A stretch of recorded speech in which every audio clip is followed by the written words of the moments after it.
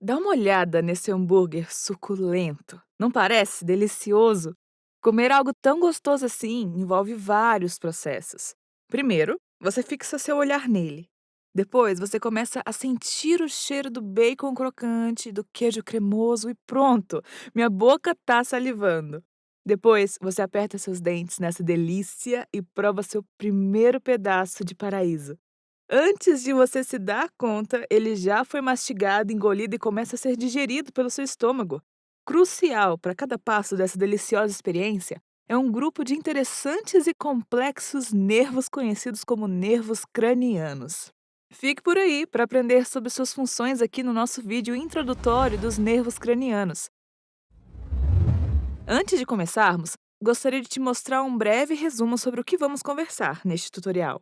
Pois bem, nós temos 12 nervos cranianos que são estruturas pares e fazem parte do sistema nervoso periférico, ou SNP. Todos, exceto o 11º nervo craniano, se originam do cérebro e passam através de vários forames e fissuras na cavidade craniana. E é por isso que eles são conhecidos como nervos cranianos. Na nossa imagem, você pode ver uma vista inferior ou ventral do cérebro com os nervos cranianos, sobre os quais vamos falar em amarelo. Os nervos cranianos são constituídos de fibras motoras, fibras sensitivas ou ambas. Então, hoje vamos colorir nossas fibras motoras de azul e nossas fibras sensitivas em vermelho. Os nervos cranianos podem ser identificados pelos seus nomes e também por números romanos, de 1 a 12. Vamos dar uma olhada neles rapidamente agora.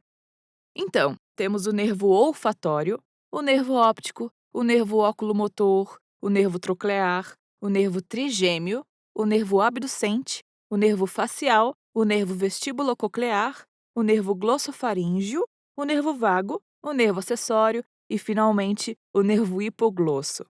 No tutorial de hoje, vamos virar mestres de todos os 12 nervos, aprendendo sobre a sua anatomia básica e suas funções.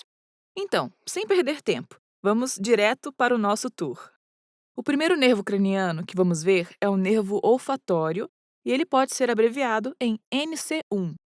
O nervo olfatório carrega fibras sensitivas especiais para o sentido do olfato e, é claro, ele é o nervo que permite que você sinta o odor daquele hambúrguer delicioso.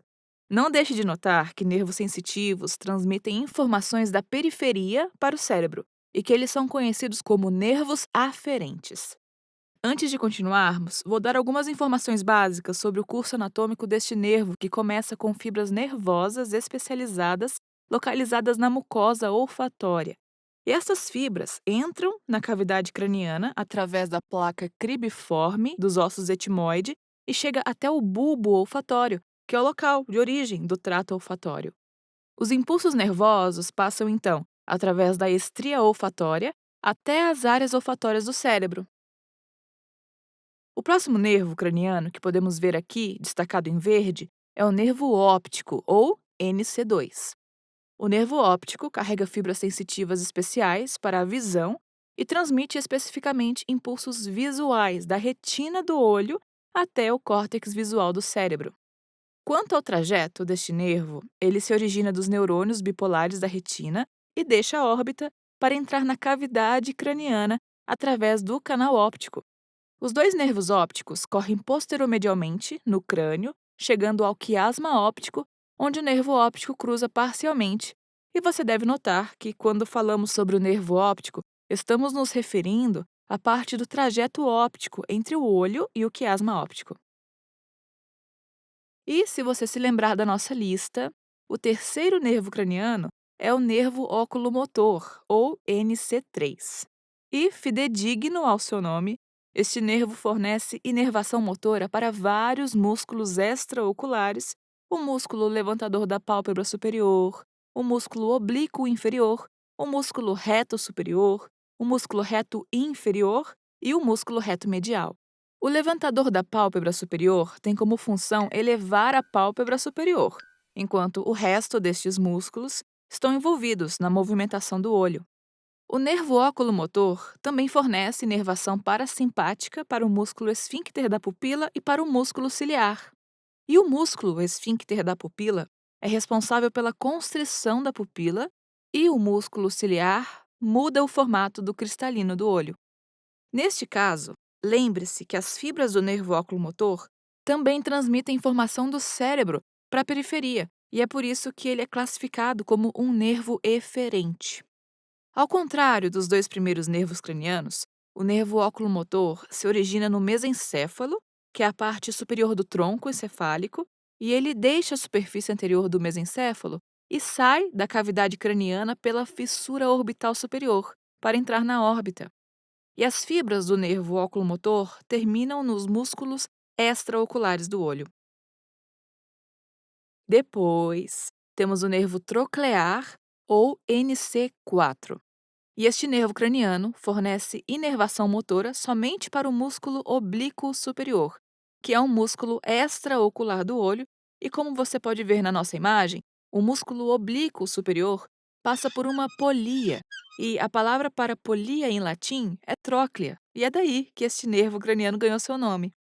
Quanto ao seu trajeto anatômico, o nervo troclear se origina do mesencéfalo e sai da superfície posterior do tronco encefálico. Depois, ele passa anteriormente para entrar na órbita via fissura orbital superior, terminando no músculo oblíquo superior. E note que este é o único nervo craniano que se origina da face posterior do tronco encefálico. Bom, agora vamos roubar um pouquinho e pular o quinto par craniano, mas não se preocupe, nós vamos voltar nele. No momento, vamos focar no nosso sexto par craniano, que é o nervo abducente, ou NC6.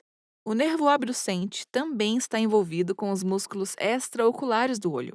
Especificamente, ele fornece inervação motora para o músculo reto lateral, e o seu nome vem do fato que o músculo que ele inerva abduz o olho, o que significa que ele afasta o olho da sua linha média em direção lateral.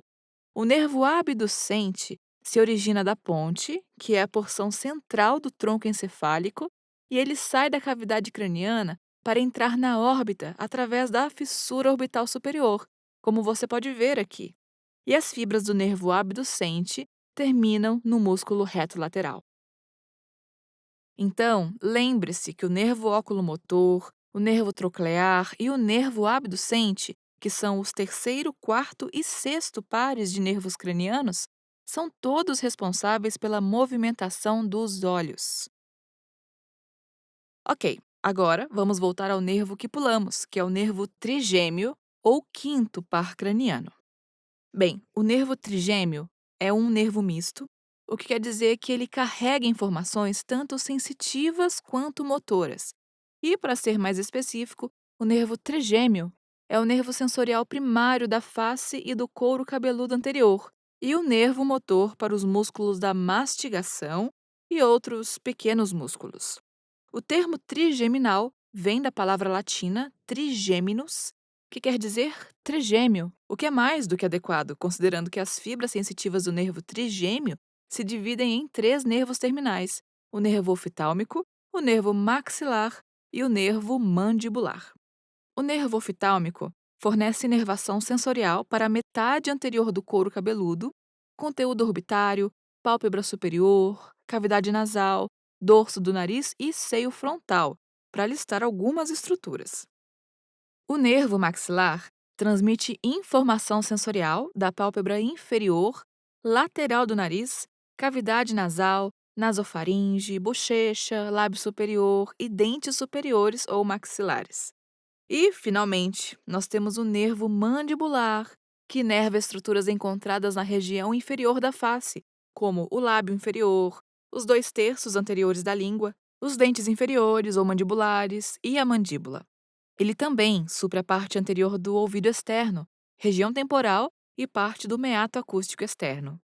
Beleza, agora está na hora de falarmos sobre a parte motora, que você pode ver aqui destacada em verde. Essas fibras fornecem inervação motora para os músculos da mastigação, que são o temporal, o masseter e os músculos pterigóideos, medial e lateral. Então, as fibras motoras do nervo trigêmeo permitem que você mastigue comidas deliciosas, e elas também inervam os músculos miloióideo, ventre anterior do digástrico, tensor do tímpano e tensor do véu palatino. Vamos agora dar uma olhada no trajeto anatômico do nervo trigêmeo. Bem, ele sai da face anterolateral da ponte como um grande ramo sensorial e um pequeno ramo motor. E o ramo sensorial se expande nesta estrutura que você pode visualizar aqui, que é o gânglio trigeminal. Surgindo da borda anterior do gânglio trigeminal estão as três divisões terminais do nervo trigêmeo: o nervo oftálmico, o nervo maxilar e o nervo mandibular. E o nervo oftálmico deixa a cavidade craniana via fissura orbital superior, enquanto o nervo maxilar deixa o crânio via forame redondo e o nervo mandibular o faz via forame oval. O pequeno ramo motor trigeminal se junta ao nervo mandibular distalmente ao gânglio trigeminal e, por isso, o nervo mandibular é a única divisão do nervo trigêmeo que tem um componente motor. Então, depois, nós temos o nervo facial, que pode ser abreviado em sétimo par craniano, e este é um nervo misto, o qual podemos ver aqui destacado em verde. Como você pode ver, ele fornece inervação motora para os músculos da expressão facial, como o orbicular e os zigomáticos maior e menor. Estes músculos se contraem para fazer você sorrir ou franzir as sobrancelhas e permitem que você expresse todos os tipos de emoções, de surpresa a medo. E o nervo facial também fornece inervação motora para o ventre posterior do músculo digástrico, bem como para os músculos estapédio e estiloióideo. Ele também fornece inervação parasimpática para as glândulas salivares submandibular e sublingual, glândulas lacrimal e glândulas mucosas das cavidades nasal e oral. E as fibras parasimpáticas estimulam a atividade secretório-motora destas glândulas e elas surgem no nervo intermediário, que é parte do nervo facial. O sétimo par craniano também carrega fibras sensitivas especiais dos dois terços anteriores da língua para o cérebro e, finalmente, ele transmite informação sensitiva de parte do meato acústico externo e partes profundas do ouvido. O curso anatômico deste nervo craniano é bem complexo e nós vamos explorá-lo com mais detalhes no seu próprio tutorial. Porém, se nós olharmos nossa imagem, podemos ver que o nervo facial deixa o tronco encefálico pela face anterior da ponte. Depois, ele sai do crânio através do forame estilomastoideo para inervar os músculos da expressão facial. Ok, então está na hora de falarmos sobre o nervo vestíbulo-coclear, ou NC8. Bem, este nervo transporta fibras sensitivas especiais para a audição e equilíbrio, e ele pode ser dividido em dois componentes, a parte coclear e a parte vestibular. A parte coclear inerva a cóclea e transmite informação sensorial auditiva para o cérebro, enquanto a parte vestibular inerva o sistema vestibular e transmite informação sobre o equilíbrio para o cérebro. Então vamos dar uma olhada mais de perto na anatomia deste nervo craniano. O nervo vestíbulo coclear é formado pela união do nervo vestibular e do nervo coclear, e ele entra na cavidade craniana via meato acústico interno e termina na superfície lateral da ponte. Vamos continuar para estudar o nervo glossofaríngeo ou nono par craniano, que é um nervo misto. Este nervo transmite informação sensorial do corpo e seio carotídeo, terço posterior da língua, tonsilas palatinas, orofaringe, pele do meato acústico externo e membrana timpânica. O nervo glossofaríngeo também transporta fibras sensitivas gustativas do terço posterior da língua para o cérebro. E lembre-se que os dois terços anteriores da língua são supridos pelo nervo facial. Além disso, ele fornece inervação parasimpática para a glândula salivar parótida. Finalmente, o nono par craniano fornece inervação motora para o músculo estilofaríngeo, que forma parte da musculatura faríngea. Quanto ao trajeto do nervo glossofaríngeo, ele emerge da superfície anterolateral do bulbo, que é a porção inferior do tronco encefálico, e deixa a cavidade craniana via forame jugular e suas fibras terminam na estrutura que você pode ver nessa imagem.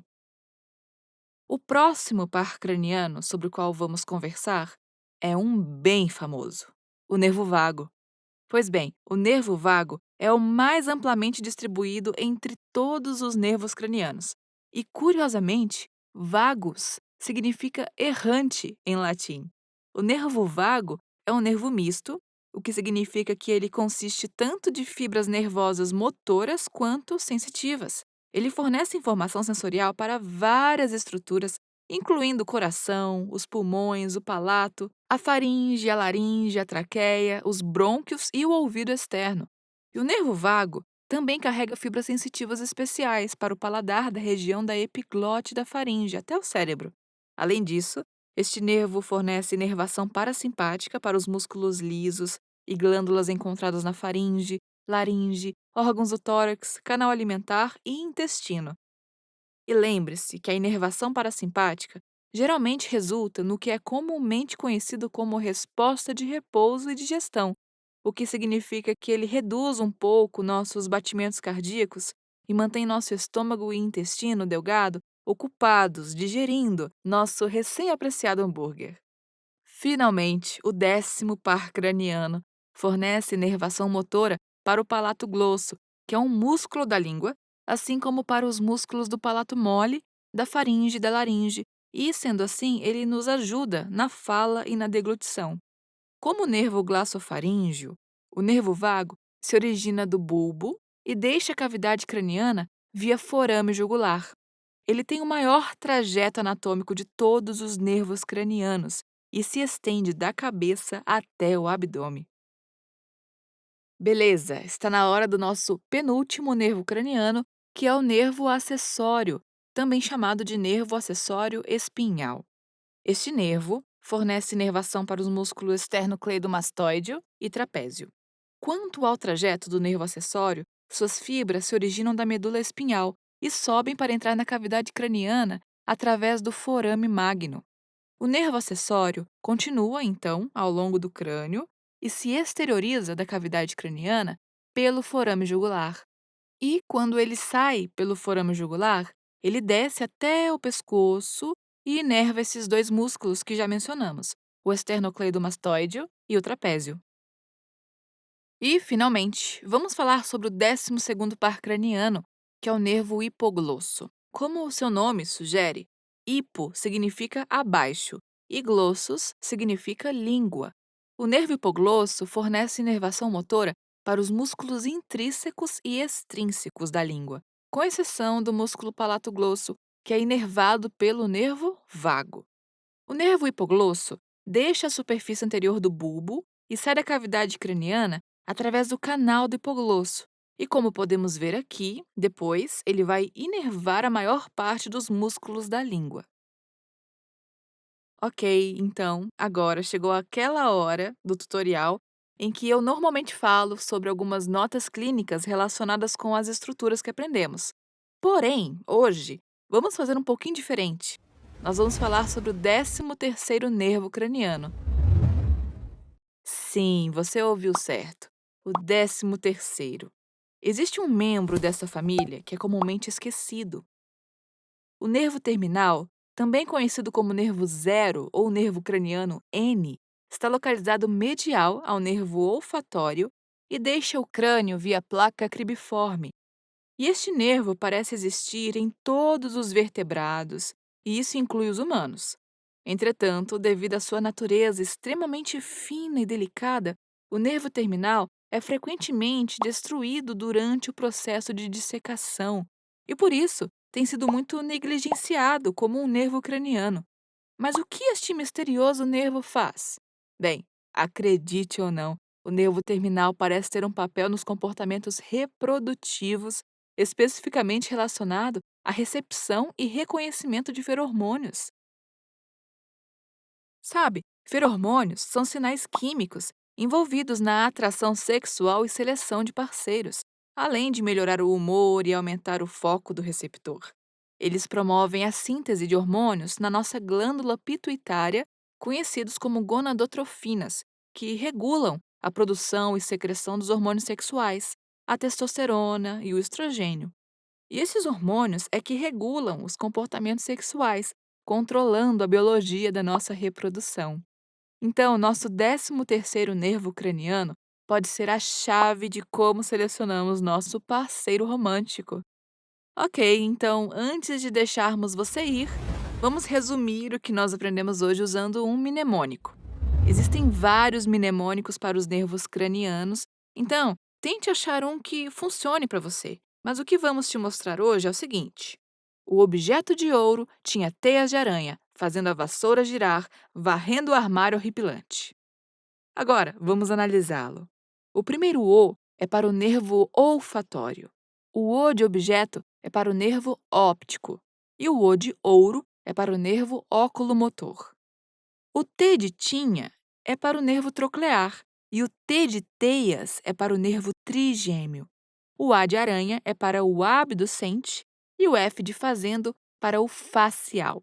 O V de vassoura para o vestíbulo coclear, o G de girar para o glossofaríngeo, o V de varrendo é para o nervo vago, o A de armário para o acessório. Finalmente, o H de horripilante é para o nervo hipoglosso. Ok. Isso nos leva ao final do nosso tutorial introdutório aos nervos cranianos. Espero que tenha gostado. Obrigada por assistir. Bons estudos!